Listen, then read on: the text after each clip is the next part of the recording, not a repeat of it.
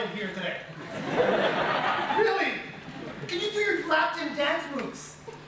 Unfortunately, I'm getting old, and I can only show videos if my back is all screwed up. So that's all you're gonna get. Today I want to talk to you about two of my passions. My first passion is dancing, so we got that out of the way. But my second passion is empathy. This really broad, fuzzy topic. And so what I want to do today is put on kind of my professorial hat and dig deeper in this concept of empathy. So we want to start by trying to define this hairy word. I always love to bring in my audience. I'm not the only one here, so who would be brave enough to try to just a simple definition of what empathy means? Any brave soul out there? It feels like who feels, how somebody else feels about the things, like with somebody else's skin. It's like you were looking at my slides before I started. Sure, I did that. Cheer.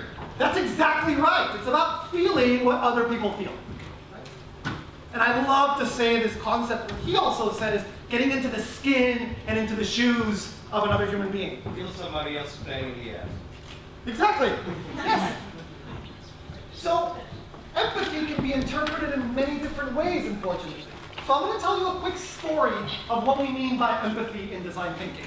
This is a very traditional example of empathy in design thinking, and I know that a lot of you have probably already seen it. I'm going to use it anyway because it just distills this definition in a really, really nice way.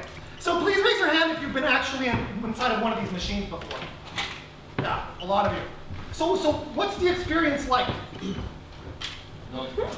Not fun. Can you be a little bit more specific? Sure. Could you be a little bit more specific? What's going on in the environment? It's way too loud. It's loud? Yeah. What else? It's tight. Tight, right? It's claustrophobic. It's a really bad experience. Can you hear me back there? Yeah. Everybody can hear me, right?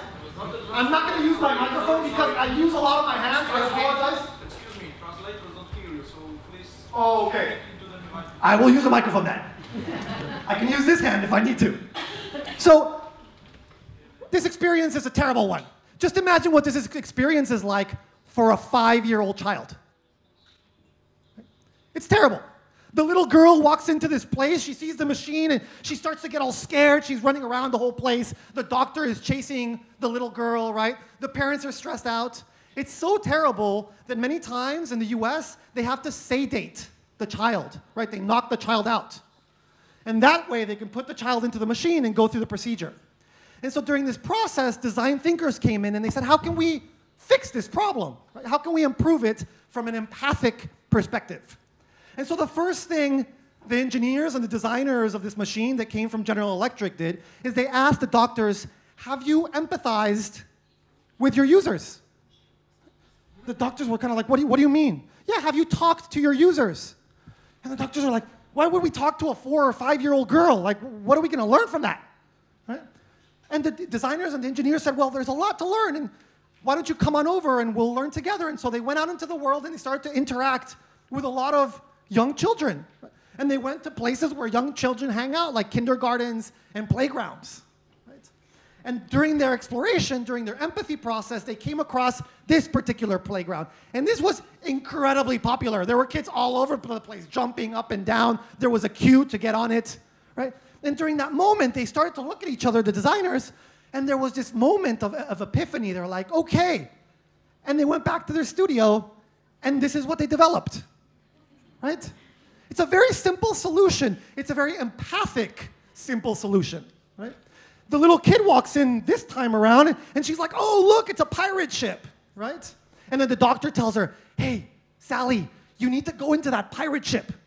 But you can't move for 20 minutes, because if you move, the bad pirate is going to catch you. And so Sally's like,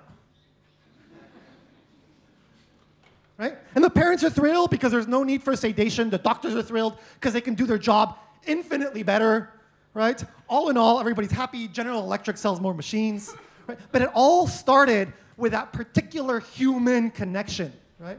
And also the ability of all the people involved to go all the way down to that specific human level of the children without being kind of arrogant and being like, well, I'm the expert here. What am I going to learn from a child? So that's the kind of empathy that we talk about in design thinking. But I want to unpack this a little bit more. These are different environments. I want to unpack this by showing you this quick video of one of the designers of this actual machine. Hi, I'm Doug Dietz. I'm the principal designer for global design at GE Healthcare, and I'm the lead designer for Adventure Series. The Adventure Series is really an activity that we've been working on to see what can we do around our diagnostic imaging equipment to make it friendlier for both the family and for young patients. We have large diagnostic imaging equipment at GE Healthcare. They're huge, and some of them make noises. Adventure Series is really looking at it really from the child's perspective, looking at where their anxiety points are and coming up with some really nice solutions that help those, whether those are visually taking over the room in a theme like a jungle theme or a pirate adventure or something, as well as music that leads them into the room and coloring books. So we wanted to have elements that addressed all the anxiety points. My name's Liz Auer. I'm Duncan Auer. Where is this? Children's Hospital of Pittsburgh. Well, we're here today for a CT scan of Duncan's sinuses. He's had some really chronic congestion and coughing. So we're going to have a look and see what's going on in there. And the pirate room was pretty cool. Mm-hmm. The room was painted completely like a pirate setup, including the floor. The floor was like the dock with the water on the sides, and animals and things on the walls. And the CT scanner itself was like the wheel of a pirate ship. It's for a child, it can be kind of scary. You see things that make noise and they look very institutional. And this is. You're not even really thinking about the fact that you're doing a procedure. Very, very welcoming, very whimsical and fun. Why I really wrapped myself around this and tried my best to pull in some of the best people that I could to work with me is that I always kept in my mind that frightened child that was going through cancer or that was really having some problems going through their scan. And that is such a tough thing for a little one. It's such a tough thing for a family, and I did put my heart and soul behind it, and it means a lot to me now that we have a solution, and that the solution is helping the way it is, and it's helping these families. And what a great thing to work for a huge company like GE, but show some passion like this, that we can do something for people.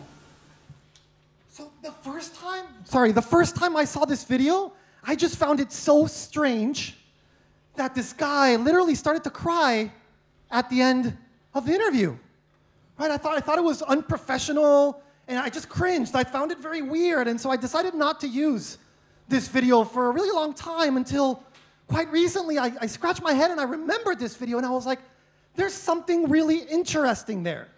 Right? This guy is on the technical side of developing this machine. Right? He took that step of empathizing with children, but then some kind of very interesting emotion started to come out in this interview. And this is what I want to explore with you guys during the next 20 minutes. Right? So in design thinking, we're constantly asking the question, why? It's usually easy to ask how and what or who, but asking why, things can get tricky. So I want to ask the question why in particular. Why do we empathize in the first place? Right? As human beings, as design thinkers, as innovators, why do we empathize? Right? The first theory, if we go into sort of the more theoretical neuroscience experiments, is that there's this concept called experience sharing, that as human beings, we get kind of contaged by empathy. It just kind of catches on. We don't even think about it. It just happens to us. Like a bug, it jumps on us. Right? That's the first concept of empathy. And I want to show you a quick video that sort of explains this.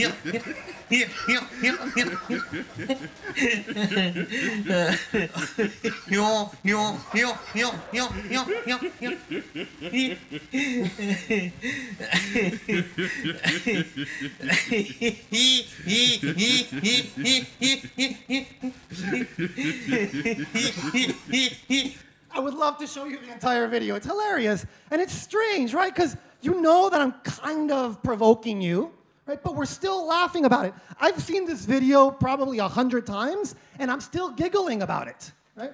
So there's something about our emotions that are in some way contagious, right? I'm going to tell you a quick personal story. I fly a lot. I travel a lot.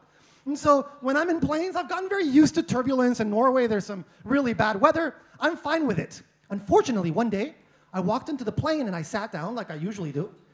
But I started to feel really nervous for some really weird reason. I really didn't know what it was. Right? And I started to like itch inside and I really was starting to stress out. And then I realized that the lady right next to me, she was holding on like this girl onto the chair. She was freaking out, right? Apparently she had an enormous trauma of flying, right? But it was interesting that without seeing her, I started to sense there was something wrong. When we took off, of course, the poor lady was screaming. It was actually quite scary. And everybody around the lady also started to get really scared, right? Not very logical because, again, I'm not afraid of flying, but just the fact that I was next to this woman who was going through trauma in some way communicated those feelings to me. So we can catch empathy, right? But the second part of empathy, the second way that we can gain it, is essentially choosing into empathy, right? Which is what we do in design thinking, right? If you're an innovator or a manager, you think, okay, I want to connect with another human being. I want to learn more about what it's like to be him or her, and you empathize with as a choice.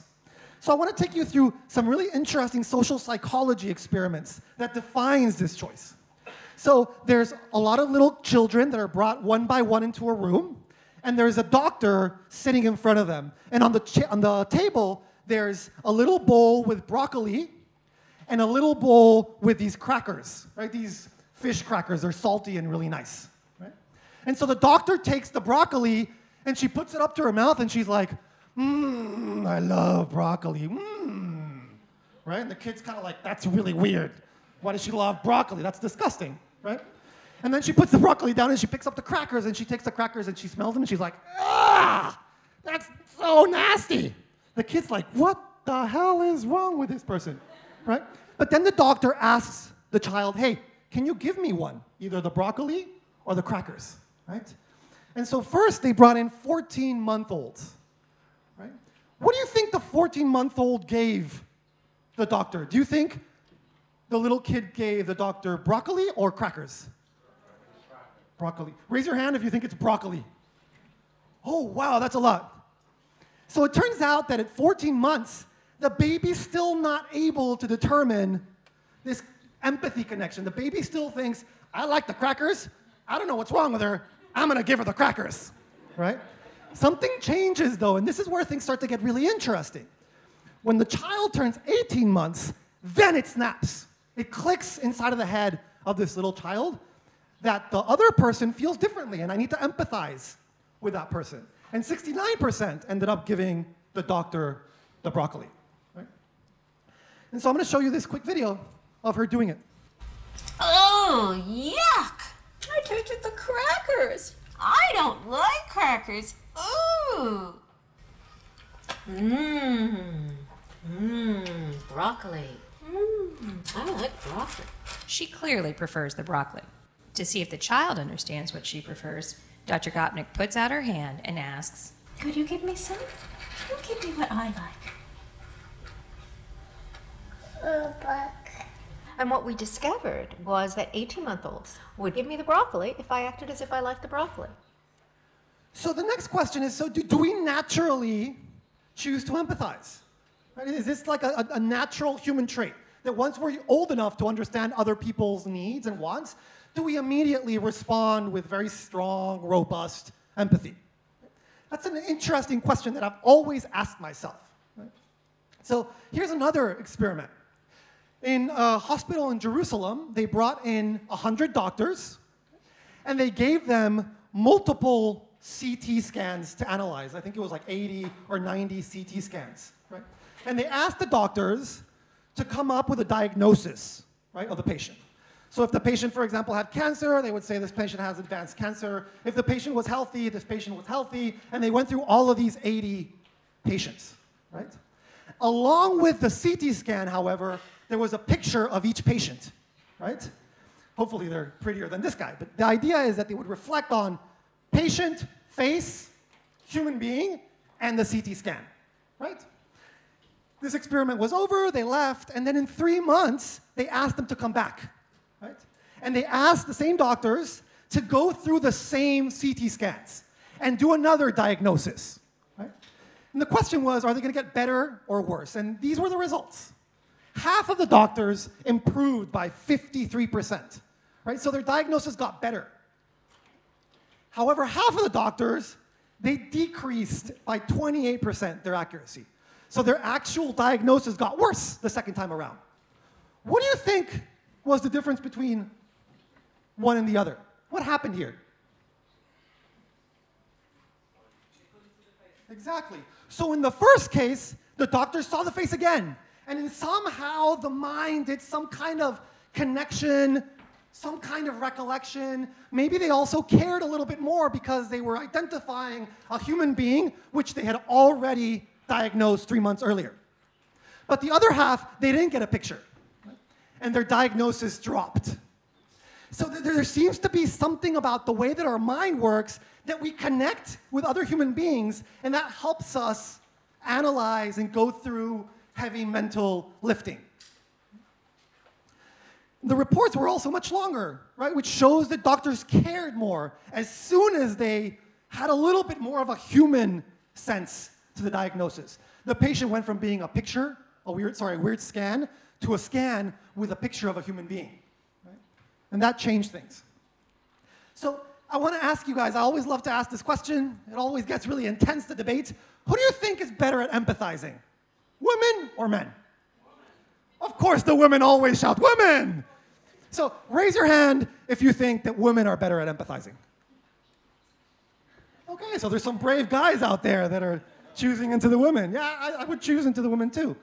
I have kind of a gut feeling, and I think a lot of people do, that women are better at that, right? And so this study, Thomas and Mayo, they also brought in a random set of women and men. They took them through an empathy test, right? And it turns out that during the first exam, the women were significantly more empathetic, right? But then they brought back another random group a couple of weeks later to do the analysis again, and it turns out that during the second empathy test, both men and women were equally empathetic. There weren't many differences. Any guesses of why this happened? It's a hard one. So it turns out that during the second test, when the men came in, they told them that really sensitive, caring, feeling, emotionally connected men that like little dogs, right, and like little kids, they're way more attractive to hot girls. Right? As soon as the guys heard that, they became immediately empathetic. Right? Oh, they become really connected, and oh, I love you, just because they wanted to attract the hot girls. Right? So we can take that very simple judgment as to become more empathetic. We can all do it. We're all wired exactly the same way. It's just that men, socially, were taught to be a little bit more distant, right, and strong. Right? But that can be eliminated really, really quickly by a simple prime, by priming people like this study did. So my final question to you guys is choosing empathy enough? both as innovators, as design thinkers, but mainly as human beings. Is it enough to simply be able to connect through empathy with another human being? That's at the end of the day, for a design thinker, that's a philosophical question. And I think no, right? And the example that I'll use of a fantastic empathizer is this man, which we all know now for not the right reasons, unfortunately. Right? So he actually empathizes really well with a lot of Americans, millions of Americans, hopefully not more than 50% of Americans, but a lot of Americans, right? And he knows what makes them tick. He knows what it feels like, or tries to connect with people that are probably pissed off about the situation in the United States. And he does his best to connect with Americans that maybe don't want so much immigration, right? So he's a great connector. The question is that empathy a positive one? I don't know. Like, I'm not going to get into politics, but there's a very big question mark there. I'm going to make a very easy example, a less controversial example. I'm half Spanish, right? We're very famous for our Inquisition, right? And so these torturers, they have to be amazing empathizers, right? What makes you tick? What makes you feel pain? And they played around with physical pain and psychological pain and keeping people from sleeping, and they were experimenting all these things 400, 500 years ago, right? So they're great empathizers, but was that really a net gain for humanity? I don't think so, right? I hope not. Or the extreme example, right? A psychotic person, a psycho from the movie, right? They have to think, how can I inflict the highest level of pain to my victim? Right? Research says, actually, that psychotic people are amazing empathizers, or usually above average empathizers. Right? And so maybe empathy in and of itself is not the way to go. And so I want to take the final step before my time runs out, step number 3, of this concept of compassion. Right? Compassion is essentially doing your best to connect with other people, right? Empathizing with them, getting the motivation to improve that individual's welfare and do something about it. That's the kind of design thinking that I'm fascinated with. And that's the kind of design thinking that I'm going to encourage all of you to start to think about. There's a lot of examples out there of people doing compassionate design thinking. Right? The first person, Paul Bennett, he's a partner at a very famous design thinking firm in San Francisco. I'm sure a lot of you have heard of it, IDEO. Right? He's creating this really cool project now called Redesigning Death. It's amazing. If you haven't seen it, check it out. Essentially, he's thinking, wait, dying is one of the most impactful, important moments that we all go through. Talk about a big market, 100%, right? The problem is that we don't think about dying well, not enough. Many times we die in these cold hospitals. Our family members don't know what's going on. Actually, my wife's grandmother just died very, very recently, and I was thinking about this. I was like, I don't want to die like this, right? But this happens all the time, and so they want to take a complete compassionate perspective by using design thinking to improve the way we all pass, which I think is fascinating. Right? The second guy, Sam and I worked together in India. He founded this company called Delight Design. They've created this very inexpensive solar lamp that has brought light to the developing world into 60 million households. Just think about that. It's an enormous amount of change for people. They can work more, right? The kids can study better. It improves the eyesight of the family. It reduces burn rates because kerosene lamps are the alternative, right? And all Sam does from the morning to the night is not only to empathize, but to be compassionate in his work. And finally, Jane Chen, she founded Embrace, a company that develops these really simple but incredibly useful and impactful incubators, little kind of like a sleeping bag for babies. And she's helped to save countless of babies' lives in India and Africa. So as we go along this conference, think about empathizing, right? Definitely. But also think about, how can I use this empathy for the greater good? Dziękuję.